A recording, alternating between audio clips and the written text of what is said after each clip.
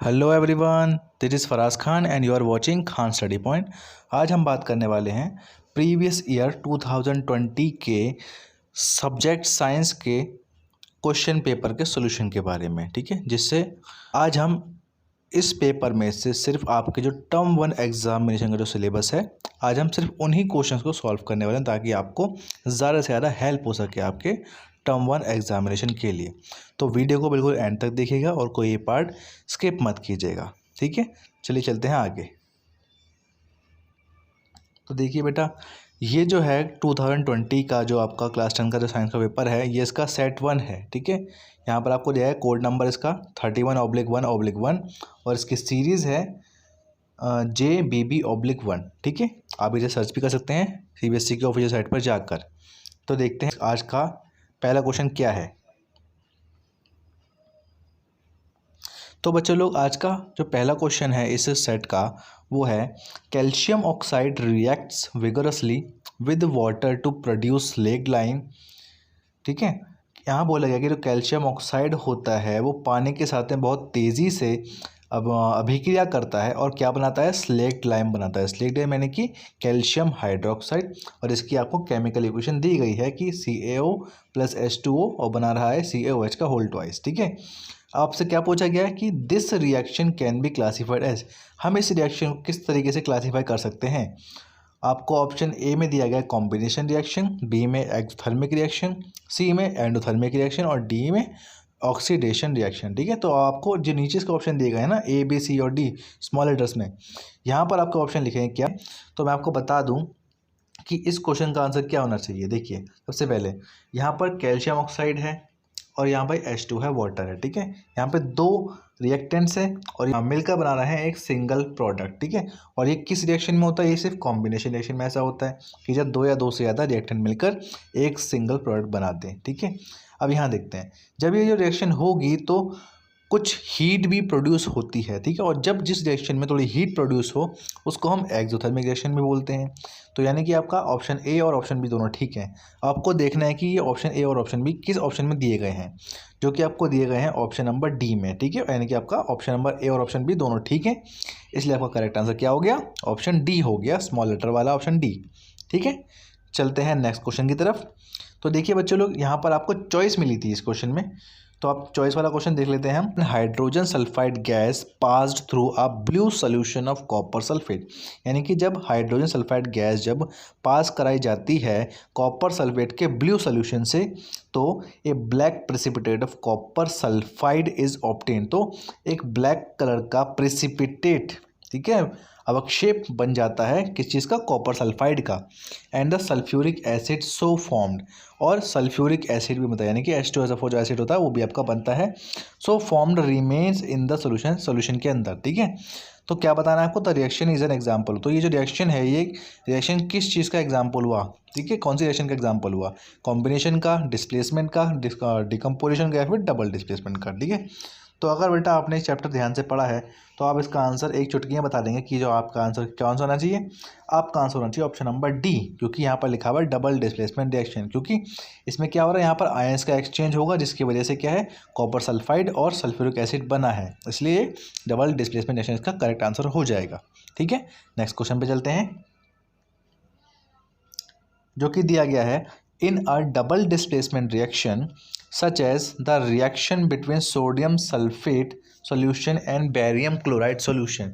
यहाँ पर आपको डबल डिस्प्लेसमेंट रिएक्शन का एक एग्जांपल दिया, जैसे कि सोडियम सल्फेट जब होता है बैरियम क्लोराइड के सोल्यूशन के साथ में जब रिएक्शन करता है तो क्या होता है। आपको ऑप्शन ए दिया गया है कि exchange of atom take place, या फिर ऑप्शन बी में exchange of ion take place, option C a precipitate is form produced, या option D an insoluble salt is produce. तो आप ऑप्शन ए में लिखा है बी और डी करेक्ट है, ऑप्शन बी में लिखा है कि ए और सी वाला स्टेटमेंट ठीक है, सी में लिखा है ओनली बी ही करेक्ट है, और डी में लिखा है बी, सी और डी करेक्ट है। ठीक है, तो मैं आपको बता रहा हूँ जल्दी से, आपका बिना टाइम वेस्ट करें, कि यहाँ पर आपका आंसर होना चाहिए ऑप्शन नंबर डी, जिसमें लिखा हुआ है बी, सी और डी वाले स्टेटमेंट ठीक है। क्यों ठीक है, देखते हैं। बी में क्या लिखा हुआ है, exchange of ion take place, क्योंकि जब भी डबल डिस्प्लेसमेंट रिएक्शन होगी तो आयंस का एक्सचेंज तो होगा ही होगा। सी, क्यों, प्रेसिपिटेट कहाँ बना, यहाँ पर जो प्रेसिपिटेट आपका बना वो आपका क्या होता है, प्रेसिपिटेट होता है वो आपका होता है बैरियम सल्फेट, इसलिए आपका ये ऑप्शन सी भी ठीक है।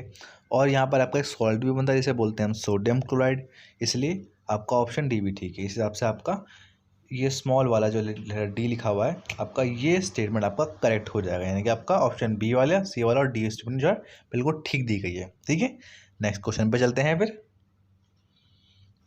जो कि है baking soda is a mixture of. Baking soda जो होता है जिसका फॉर्मूला क्या होता है, इसका फॉर्मूला होता है NaH CO3, यहाँ लिख दे रहा हूँ मैं CO3। ठीक है, एक साथ होता है ये NaCO3, यानी कि सोडियम हाइड्रोजन कार्बोनेट को ही बोलते हैं हम, क्या बोलते हैं, बेकिंग सोडा बोलते हैं। ठीक है, सोडियम हाइड्रोजन कार्बोनेट को। ठीक है, तो उसका फॉर्मूला हो जाएगा NaHCO3।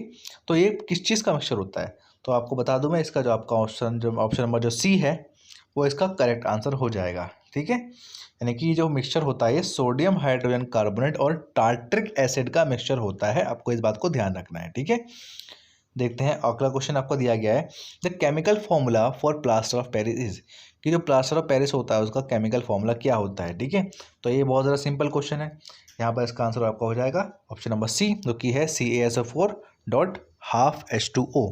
ठीक है, नेक्स्ट क्वेश्चन पे चलते हैं, जो कि दिया गया है आपको, the law of reflection hold true for.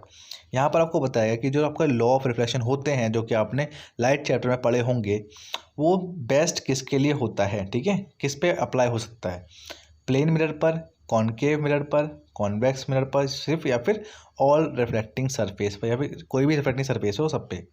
तो यहाँ पर जो आपका आंसर होगा किस पे होगा, कि जितने भी रिफ्लेक्टिंग सरफेस होते हैं, चाहे वो प्लेन वाला हो, कॉनकेव वाला हो या कॉन्वेक्स वाला क्यों ना हो, तीनों पर ही, ठीक है, ये जो लॉ ऑफ रिफ्लेक्शन होता है अप्लाई होता है। ठीक है, अगर आपको नहीं पता कि लॉ ऑफ रिफ्लेक्शन क्या होते हैं, ठीक है, तो आप मेरी इस चैप्टर पे बनी डिटेल वीडियो जाके देख सकते हैं, जिसका लिंक आपको डिस्क्रिप्शन बॉक्स में मिल जाएगा और आपको आई बटन पे भी शो हो रहा होगा। ठीक है, चलते हैं नेक्स्ट क्वेश्चन की तरफ, जो कि आपको इसी क्वेश्चन का पे ऑप्शन नहीं मिला हुआ है और का। तो देखते हैं इसमें क्या लिखा हुआ है, when an object is kept with in the focus of a concave mirror. ठीक है, यानी कि जब कोई ऑब्जेक्ट रखा होता है कॉनकेव मिरर के फोकस के पास, an enlarged image is formed behind the mirror, तो एक बहुत बड़ी इमेज बनती है मिरर के पीछे। दिस इमेज इज, तो ये इमेज कैसी होगी, तो मैं आपको बता दूं, इस केस में जो आपकी इमेज बनती है वो आपकी होती है वर्चुअल एंड इरेक्ट। जैसे कि आपको पता होगा कि कॉनकेव मिरर यानी कि अवतल दर्पण में मोस्टली आपकी कौन सी इमेज बनती है, आपकी रियल और इन्वर्टेड बनती है, लेकिन सिर्फ ये एक ऐसा केस होता है जब आपकी जो इमेज बनती है वर्चुअल बनती है और इरेक्ट बन जाती है। ठीक है, चलते हैं नेक्स्ट क्वेश्चन की तरफ, जो कि आप आ चुका है आपका सेक्शन बी इस सेट का। देखते हैं, यहाँ लिखा हुआ है 1 gram of copper powder was taken in a China dish and heated, यानी कि चाइना डिश में 1 ग्राम कॉपर पाउडर लिया गया और उसको हीट करा गया। ठीक है, what change take place on heating, तो यहाँ बोला गया कि क्या चेंज देखने को मिलेगा हीट करने पर। तो सबसे पहली बात हम आपको बता देते हैं कि जब भी कॉपर को हीट किया जाएगा, तो हीट कब होती है, हीट होती है ऑक्सीजन के प्रेजेंस में। तो हीट होने से क्या होता है, जो कॉपर होता है वो कॉपर ब्लैक कलर का हो जाता है, इसको बोलते हैं हम कॉपर ऑक्साइड, यानी कि कॉपर ऑक्साइड बन जाती है। ठीक है, अब देखते हैं आगे, when hydrogen gas is passed over this heated substance A visible change is seen it, यहाँ बोला गया जब हाइड्रोजन गैस पास कराई जाएगी इसी हीटेड सब्सटेंस में तो एक विजिबल चेंज आपको देखने को मिलेगा। तो आपको इसका give the chemical equation of the reaction, तो आपको इसी की केमिकल रिएक्शन देनी है और the name and the colour of the products formed in each case, और इस केमिकल रिएक्शन में जो भी कलर चेंज हुए हैं ना प्रोडक्ट के, वो भी आपको बताने हैं। ठीक है, तो मैं आपको बता दूं इसकी केमिकल रिएक्शन क्या होगी, इसकी जो केमिकल रिएक्शन होगी वो होगी आपकी CaO, यानी कि आपका कैल्शियम ऑक्साइड जो आपको बना था हीटेड वाला, और साथ में आपको हाइड्रोजन गैस पास करा, यानी कि प्लस में H2। ठीक है, फिर उसके आगे एरो बना देंगे हम, फिर उसके आगे क्या लिखना है हमें, उसके आगे हमें लिखना है Cu प्लस H2O। ठीक है, तो ये आपकी हो जाएगी प्रॉपर केमिकल इक्वेशन। और इसमें क्या हुआ है, स्टार्टिंग में जो CuO था जो कि ब्लैक कलर का था, वो प्रोडक्ट वाली साइड में जाकर कॉपर बन चुका है जो कि हो गया ब्राउन कलर का। ठीक है, तो ये आपके कलर चेंज हो गए हैं, और यहाँ पे क्या हुआ, हाइड्रोजन का ऑक्सीडाइज हो गया है और मिलके बन गया है H2O बन गया है। ठीक है, तो ये आपकी प्रॉपर केमिकल इक्वेशन हो गई है इस क्वेश्चन के हिसाब से। ठीक है, चलते हैं नेक्स्ट क्वेश्चन की तरफ, जो कि है list the important products of chlor alkali process, यानी कि क्लोर एल्कली प्रोसेस में जो भी मेन प्रोडक्ट्स बनते हैं वो आपको बताने हैं, और right one important of each, और हर एक का एक एक यूज़ बताना है। ठीक है, तो मैं आपको बता दूं कि जब भी क्लोरो एल्कली प्रोसेस होती है उस दौरान कौन सा सॉल्ट बनता है। सबसे पहली बात, उस दौरान आपका सॉल्ट बनता है सोडियम हाइड्रोक्साइड यानी कि NaOH। ठीक है, और इसके बनने में कौन कौन से प्रोडक्ट बनते हैं, वो आपके बनते हैं, पहली बात तो H2 बनता है, आपका हाइड्रोजन गैस बनता है, Cl बनता है यानी क्लोरीन गैस बनती है, साथ में आपका सोडियम हाइड्रोक्साइड तो बन ही रहा है इस प्रोसेस के दौरान। ठीक है, तो आपकी ये तीन मेन चीज़ें बनी। ठीक है, अब देखते हैं इनके यूजेस क्या हुए। हाइड्रोजन का यूज़ क्या होता है, एज अ फ्यूल होता है। ठीक है, और अगर हम बात करें क्लोरीन की, तो क्लोरीन का इस्तेमाल आप वाटर ट्रीटमेंट में कर सकते हैं, PVC और CFCs में कर सकते हैं। ठीक है, और आप NaOH का इस्तेमाल मेटल को डिग्रीजिंग करने के लिए कर सकते हैं, या फिर सोप्स और पेपर मेकिंग में भी कर सकते हैं। ठीक है, तो ये हो गए तीनों के ही पर्टिकुलर यूजेस जो कि किए जाते हैं आमतौर पर। ठीक है, चलते हैं नेक्स्ट क्वेश्चन की तरफ। तो बच्चों लोग, अगला क्वेश्चन है हमारा, why is Tyndall effect shown by colloid particles, कि कोलॉइड पार्टिकल्स टिंडल इफेक्ट को क्यों शो करते हैं। नेक्स्ट आगे लिखा हुआ है, state 4 instances of observing the Tyndall effect. आपको 4 ऐसे बताने हैं जिसमें क्या है, टिंडल इफेक्ट आपको देखने को मिलता है। तो देखते हैं, पहले हम बात करते हैं टिंडल इफेक्ट क्यों होता है जब कोलॉइड पार्टिकल से लाइट टकराती है। तो देखते हैं, पहले बात करते हैं पार्टिकल की। जब भी पार्टिकल्स से कोई लाइट टकराती है, ठीक है, तो पार्टिकल्स क्या उस लाइट को स्कैटर करती है। ठीक है, जिसकी वजह से हमें लाइट का जो है पाथ हमें विजिबल होना स्टार्ट हो जाता है। अब ऐसा होता क्यों है, ऐसा इसलिए होता है क्योंकि जो कोलॉइडल के जो पार्टिकल्स होते हैं उनका जो होता है साइज़, वो साइज़ ऑलमोस्ट बराबर होता है लाइट की वेवलेंथ के, इसीलिए वो उसको स्कैटर कर पाती है और लाइट का पाथ विजिबल हो जाता है। ठीक है, तो ये तो हो गया इसका आंसर। अब बात करते हैं 4 ऐसे कौन से मौके होते हैं जब हमें टिंडल इफेक्ट देखने को मिल सकता है या मिल जाता है आमतौर पर। तो देखते हैं, पहली चीज़ कि आपको टिंडल इफेक्ट कब देखने को मिल जाएगा, जब कोई डार्क रूम हो जहाँ पर कोई छोटा सा होल हो जहाँ से सन की लाइट आ रही हो, तो वहाँ पर आपको टिंडल इफेक्ट देखने को मिल जाएगा। दूसरा, एक कैनोपी होता है, उसमें से आपको उससे आप टिंडल इफेक्ट देख सकते हैं। थर्ड है आपका जो आपकी हेडलाइट होती है कार की या बाइक की, अगर आप उसको हेडलाइट को कहाँ मारें, जहाँ पर बहुत ज़्यादा फॉग हो, तो उस टाइम पे भी आपको टिंडल इफेक्ट देखने को मिल जाएगा। और चौथा, अगर आप दूध के गिलास में भी लाइट मारेंगे तो भी जो है लाइट स्कैटर होगी और उस टाइम पे भी आपको टिंडल इफेक्ट देखने को मिल जाएगा। ठीक है, तो ये होगा आपके 4 instances of observing Tyndall effect. ठीक है, अब यहाँ पे क्या है, यहाँ पर आपको एक इस क्वेश्चन का ऑप्शन दिया गया है कि जो कि लिखा हुआ है, differentiate between glass slab and a glass prism. ठीक है, तो आपको बताना है कि ग्लास स्लैब और ग्लास प्रिज्म में क्या डिफरेंस होता है। तो देखिए, बहुत आसान सी चीज़ है। ग्लास स्लैब जो होता है वो रेक्टेंगुलर शेप में होता है, ठीक है, जो कि ग्लास का ही बना होता है, ठीक है, जो कि रिफ्रेक्शन के काम आता है। और जो ग्लास प्रिज्म होता है, ग्लास प्रिज्म जो होता है वो पिरामिडिकल शेप में होता है, पिरामिड शेप में होता है, ट्रायंगुलर शेप में, ठीक है, जिसकी मदद से हम डिस्पर्जन करते हैं, या ठीक है, जिससे क्या है, वाइट लाइट होती है वो 7 कलर के बैंड में बट जाती है, ठीक है, स्प्लिट हो जाती है। ठीक है, तो ये तो हो गया डिफरेंस। अब आगे दिया हुआ है, what happens when a narrow beam of A monochromatic light and white light passes through glass slab and glass prism. यहाँ बोला गया कि जब मोनोक्रोमेटिक लाइट और वाइट लाइट जब बारी बारी से दोनों में पास हो गए ना, ग्लास स्लैब और ग्लास प्रिज्म में, तो क्या होगा। तो देखते हैं क्या होगा। तो देखते हैं बच्चों लोग, तो जब हम पहले बात करते हैं मोनोक्रोमेटिक लाइट की, जब मोनोक्रोमेटिक लाइट ग्लास स्लैब से होकर जाएगी तो क्या होगा। तो ये सबसे पहले जो ग्लास स्लैब का जो फर्स्ट सरफेस होगा वहाँ पर क्या होगा, वहाँ पर सबसे पहले रिफ्रैक्शन देखने को मिलेगा, ठीक है। फिर जो सेकंड सरफेस होगा वहाँ पर आपको रिफ्रैक्शन और रिफ्लेक्शन दोनों देखने को मिलेगा। इसकी वजह से क्या होगा, जो लाइट होगी वो सेकंड सरफेस टकरा कर वापस से फर्स्ट सरफेस की तरफ जाएगी और फिर दोबारा से आपको रिफ्रैक्शन देखने को मिलेगा। इसके बाद क्या है, लाइट बाहर ट्रैवल कर जाएगी, ठीक है। और जब यही मोनोक्रोमेटिक लाइट ग्लास प्रिज्म से होकर जाएगी तो क्या होगा, तो जिस तरीके से जो सिंगल लाइट होगी ना, मोनोक्रोमेटिक लाइट जो होगी, ये 7 कलर के बैंड में बढ़ जाएगी, ठीक है। लेकिन क्या है, ये जब बाहर निकलेगी तो ये अलग अलग एंगल से डेविएट होगी, बस इतना फ़र्क होगा, ठीक है। देखते हैं अब हम बात करते हैं वाइट लाइट की। जब वाइट लाइट पास होगी ग्लास स्लैब पे तो क्या होगा, तो जो रे इंसिडेंट हो रही होगी फर्स्ट सरफेस की तरफ ग्लास स्लैब के, और जो रे एंड में जो इमर्ज आउट हो रही होगी जिसे बोलते हैं इमर्जेंट रे, वो दोनों रेज क्या होंगी, आपस में पैरेलल होंगी ग्लास स्लैब के केस में। और अगर हम ग्लास प्रिज्म की बात करें तो आपको पता ही है, ग्लास प्रिज्म में जब वाइट लाइट पास होती है तो वो 7 कलर के बैंड में स्प्लिट हो जाती है, इसको बोलते हैं हम विबग्योर। ठीक है, तो ये हो गया इसका आंसर। चलते हैं अब नेक्स्ट क्वेश्चन की तरफ। तो बच्चों नेक्स्ट क्वेश्चन हमारा है, draw label diagram to show reddish appearance of the sun at the sunrise और the sunset and white appearance of the sun at noon when it is overhead. तो यहाँ पर बच्चों को क्या करना है, यहाँ पर सिर्फ आपको डायग्राम की सहायता से ये शो करना है कि जो सन की जो अपीयरेंस होती है ना सनराइज और सनसेट के टाइम में, वो रेडिश वाली जो अपीयरेंस होती है वो आपको शो करना है किस तरीके से होती है।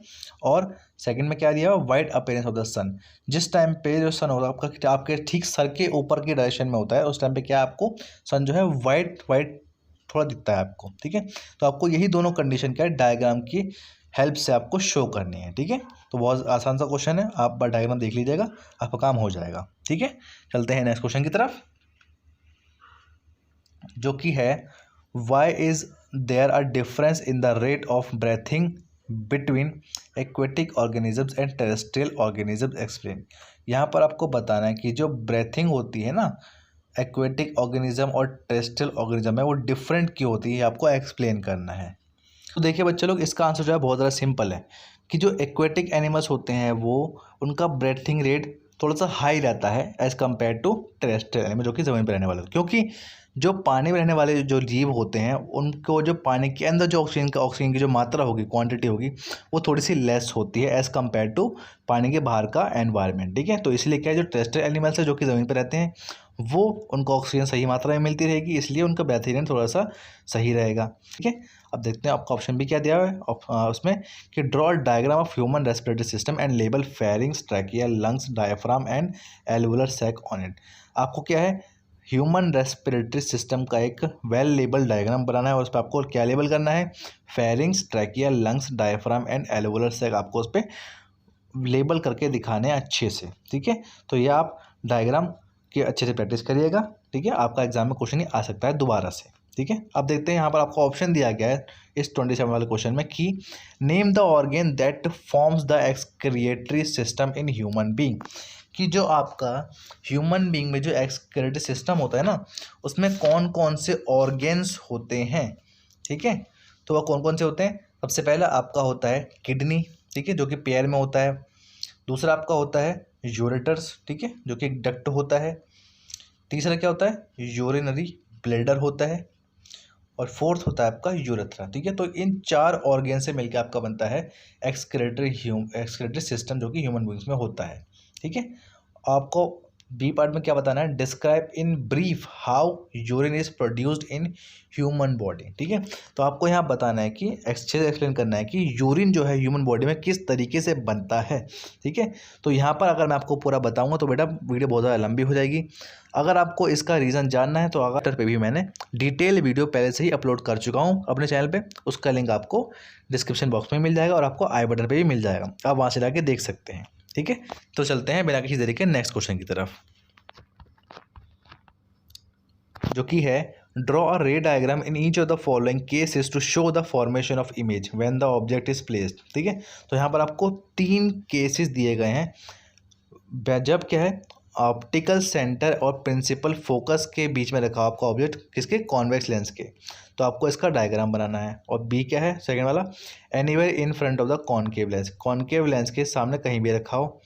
और third case at 2f of the convex lens, या फिर कॉन्वेक्स लेंस के 2f पर अगर रखा हो। तो देखिए बच्चों, इसका डायग्राम आपको मेरे इस चैप्टर की डिटेल वीडियो पे मिल जाएगा। आप इसकी वीडियो भी मेरे चैनल पे जाके देख सकते हैं, जिसका लिंक आपको आई बटन पे ही मिल जाएगा और डिस्क्रिप्शन बॉक्स में डला हुआ है। ठीक है, आगे लिखा हुआ है state the sign and value of the magnification in above mention case 1 and 2। तो जो आपका केस 1 और केस 2 है ना, आपको इन दोनों केस में क्या है, साइन भी बताने हैं और वैल्यू भी बतानी है मैग्नीफिकेशन की। ठीक है, अब यहाँ पर क्या आपको ऑप्शन दिया गया इस क्वेश्चन में, क्या an object 4 centimetre in size, आपका जो ऑब्जेक्ट है यहाँ पर 4 सेंटीमीटर साइज़ का है, इस place 25 centimetre in front of a concave mirror, जो कि क्या है 25 सेंटीमीटर कॉनकेव मिरर के साथ की दूरी पर रखा हुआ कॉनकेव मिरर से, ठीक है, जिसकी फोकल लेंथ क्या है 15 सेंटीमीटर आपको दी गई है, ठीक है। तो at what distance from the mirror should a screen be placed in order to obtain a sharp image. तो यहाँ पे क्या आपको डिस्टेंस निकालना है इमेज का, ठीक है, कि इमेज कहाँ बन सकती है। तो यहाँ पर आप कौन सा फॉर्मूला यूज़ कर सकते हैं, यहाँ पर आप फॉर्मूला यूज़ कर सकते हैं कि 1/f equal to 1/v plus 1/u, ठीक है। यहाँ पर आपको क्या है, यहाँ पर आपको u की वैल्यू पता है, यहाँ पर आपको f की वैल्यू पता है, तो आप आराम से v की वैल्यू निकाल सकते हैं, ठीक है। अब सेकंड आपका find the size of the image, ठीक है। और यहाँ पर आपको ऑब्जेक्ट की साइज जो है दी गई है, ठीक है। तो यहाँ पर आप इमेज की साइज भी निकाल सकते हैं मैग्नीफिकेशन वाला फॉर्मूला यूज़ करके, जो कि होता है m इक्वल टू माइनस का v अपॉन में u, या फिर आपको m equal to h i upon में h नॉट का इस्तेमाल करके आप इसका आंसर निकाल सकते हैं, ठीक है। थर्ड देखते हैं, draw a ray diagram to show the formation of image in this case. तो आपको इस केस में क्या है, इसी केस में क्या है जिसमें आपको क्या है डिस्टेंस लेना 25 सेंटीमीटर ऑब्जेक्ट का, ठीक है, और आपको ऑब्जेक्ट का साइज लेना है 4 सेंटीमीटर। तो आपको इस केस में क्या है बना के दिखाना है कि इमेज कहाँ बनेगी, ठीक है। तो इसका डायग्राम भी आप आराम से बना सकते हैं। तो बच्चे लोग यहाँ पर थे हमारे सेट 1 के क्वेश्चन खत्म, जो कि आपके टर्म 1 के सिलेबस के हिसाब से आपके आ रहे थे, ठीक है। अब हम चलते हैं सेट 2 पर, जो कि 2020 का ही है, ठीक है। यहाँ पर आपको कोड और सीरीज आपको दिख रही होगी, ठीक है। चलते हैं इसके फर्स्ट क्वेश्चन की तरफ। तो इसका फर्स्ट क्वेश्चन आपको दिया गया है, the compound obtained on reaction of iron with steam is या आर। तो जो कंपाउंड होगा, जो आपको मिलेगा जब आयरन की स्टीम के साथ में रिएक्शन होगी, तो क्या हो सकता है। देखते हैं बेटा, जब भी आयरन की रिएक्शन स्टीम के साथ में होती है तो आपका बनता है आयरन ऑक्साइड, जिसका आपका फॉर्मूला क्या होता है, जिसका आपका फॉर्मूला होता है ये ऑप्शन बी, ठीक है, यानी कि Fe3O4 इसका हो जाएगा करेक्ट आंसर, ठीक है। चलते हैं इसके ऑप्शन वाले क्वेश्चन की तरफ, जो कि है an element X react with oxygen to give a compound with a high melting point. यहाँ पर आपका क्या है, एक एलिमेंट दिया गया, इसको आपको एक्स बोला गया है, जिसकी रिएक्शन क्या है ऑक्सीजन के साथ होने पे क्या है कंपाउंड बनता है, जिसका क्या है मेल्टिंग पॉइंट हाई रहता है, ठीक है। आपको ध्यान रखना कि हाई मेल्टिंग पॉइंट किस कंपाउंड का होता है, वो आपके होते हैं आयोनिक कंपाउंड, ठीक है। देखते हैं, this compound is also soluble in water. अब जो कंपाउंड आपका बनेगा वो आपका वाटर में सोल्यूबल भी होता है। तो आपको बताना है कि जो एलिमेंट एक्स है वो क्या हो सकता है, आयरन, कैल्शियम, कार्बन या सिलिकॉन। तो देखते हैं, जो आपके आयनिक कंपाउंड होते हैं, आयनिक कंपाउंड में आपका एक होता है मेटल, एक होता है आपका नॉन मेटल, ठीक है। तो सबसे पहले आप कार्बन को हटा सकते हैं, ठीक है, सिलिकॉन को हटा सकते हैं, ठीक है, और आयन को हटा देंगे, क्योंकि आयन जो क्या होता है, आयन से मिलने में आपको बनता है आयन ऑक्साइड, और आपका आयन ऑक्साइड जो होता है वो पानी में सोल्यूबल नहीं होता है, इसलिए आपका ऑप्शन क्या बचता है, इसलिए आपका ऑप्शन बचता है सिर्फ कैल्शियम। तो आपका आंसर करेक्ट हो जाएगा कैल्शियम, ठीक है, क्योंकि कैल्शियम जब ऑक्सीजन का रिएक्शन करेगा तो आपका बनाएगा कैल्शियम ऑक्साइड, जो कि आपका हाई मेल्टिंग पॉइंट वाला होता है कंपाउंड, और ये पानी में सोल्यूबल भी होता है, ठीक है। चलते हैं नेक्स्ट क्वेश्चन की तरफ। तो बच्चों लोग हमारा नेक्स्ट क्वेश्चन क्या है सेट का, कि the chemical formula of plaster of Paris. तो ये क्वेश्चन जो आपका है सेट 1 में आपका आ चुका है, तो इसे हम छोड़ते हैं। इसका आंसर क्या था आपका, इसका आंसर आपका क्या था कैल्शियम सल्फेट हेमीहाइड्रेट, यानी कि ऑप्शन नंबर सी आपका इसमें क्या है करेक्ट है, ठीक है, ठीक है। इसे आगे बढ़ते हैं, देखते हैं आपका अगला क्वेश्चन है, in a double displacement reaction such as the reaction between sodium. ये भी आपका जो क्वेश्चन क्या है पहले रिपीट हो चुका है, तो इसको हम छोड़ के आगे चलते हैं। आपका जो ये क्वेश्चन है question number 10, baking soda is a mixture of. तो ये वाला क्वेश्चन भी आपका सेट 1 में आ चुका है, तो इसे भी हम जल्दी से स्किप करते हैं। तो बच्चों देखते हैं आपका जो है ये जो क्वेश्चन है बिल्कुल फ्रेश क्वेश्चन है। देखते हैं, what is thermite process. Thermite process क्या होती है, ठीक है। तो थर्मिट प्रोसेस आपकी क्या होती है, आपकी थर्मिट प्रोसेस एक ऐसी प्रोसेस होती है जिसमें क्या होता है कि जो आपका एक मेटल होता है, ठीक है, वो किसी दूसरे मेटल ऑक्साइड के साथ में जब रिएक्शन करता है, ठीक है, तो ये एक होती है एक्सोथर्मिक प्रोसेस होती है, ठीक है। तो इसी प्रोसेस को हम बोलते हैं थर्मिट प्रोसेस, ठीक है। तो ये तो हो गया था इसकी डेफिनेशन। देखते हैं where is this process use. इस प्रोसेस का इस्तेमाल कहाँ किया जाता है। इस प्रोसेस का इस्तेमाल बहुत जगह किया, जैसे कि वेल्डिंग में हो गया या फिर रेलवे ट्रैक्स को जोड़ने में हो गया, ठीक है, ये आप लिख सकते हैं। अब right balanced chemical equation for the reaction involve. तो इस तो आपको क्या है इस थर्मिट प्रोसेस की आपको एक एग्जाम्पल की सहायता से आपको एक इक्वेशन लिखनी है। तो आप यहाँ पे इक्वेशन लिख सकते हैं, जब एल्यूमिनियम की रिएक्शन आयरन ऑक्साइड के हाथ में होगी तो आपको क्या बन जाएगा, ठीक है। तो जो कि आपको यहाँ दिख रहा होगा, ये जो है इसकी कंप्लीट एक बैलेंस्ड इक्वेशन है आपकी, ठीक है ना, थर्मिट प्रोसेस की। आपको ऑप्शन भी देते हैं part B, where does the metal aluminium used in the process occur in the reactivity series of metal. कहते हैं बेटा कि जो यहाँ पे जो एल्यूमिनियम जो मेटल आपका होता है, ये जो होता है इसका इस्तेमाल आपका वेल्डिंग में किया जाता है। जब क्या होता है, क्योंकि जो आपका जो एल्यूमिनियम मेटल होता है वो ऑक्सीजन की तरफ बहुत क्या है, ज़्यादा रिएक्टिव होता है। इससे क्या है, जो आपका आयरन ऑक्साइड होगा, ठीक है ना, उसको ये थोड़ा सा रिड्यूस कर देगा। इससे क्या है, एल्यूमिनियम की प्रेजेंस की वजह से जो भी आपका ब्रोकन पार्ट होता है ना, जब हम वेल्डिंग कर रहे होते हैं, वो क्या है, उसको सील कर देता है, बंद कर देता है। इससे क्या है, जो हमारा चीज़ जो भी चीज़ होती है मेटल की बनी हुई वो ठीक हो जाती है। ठीक है, अब देखते हैं, name the substance that are getting oxidise and reduce in the process. ठीक है, तो आपको यहाँ बताना है कि जो अगर आप इसकी आप केमिकल एक आपको नीचे दिखाई दी होगी, तो इस रिएक्शन में आपकी बताना है आपको कि आपका कौन सा सब्सटेंस आपका ऑक्सीडाइज हुआ है और कौन सा सब्सटेंस आपका रिड्यूस्ड हुआ है। ठीक है, तो अब यहाँ देख सकते हैं कि यहाँ पर जो आपका एल्यूमिनियम वो आपका ऑक्सीडाइज हुआ है और जो आपका सब्सटेंस है आयरन ऑक्साइड वो आपका रिड्यूस्ड हुआ है। ठीक है, अगर आपको हमारी वीडियो आज की पसंद आई हो तो आप हमारी वीडियो को लाइक कर सकते हैं और चैनल को सब्सक्राइब कर सकते हैं। तो जल्दी मिलेंगे आपसे बहुत ही जल्द नेक्स्ट वीडियो के साथ में। तब तक के लिए till then take care, bye bye.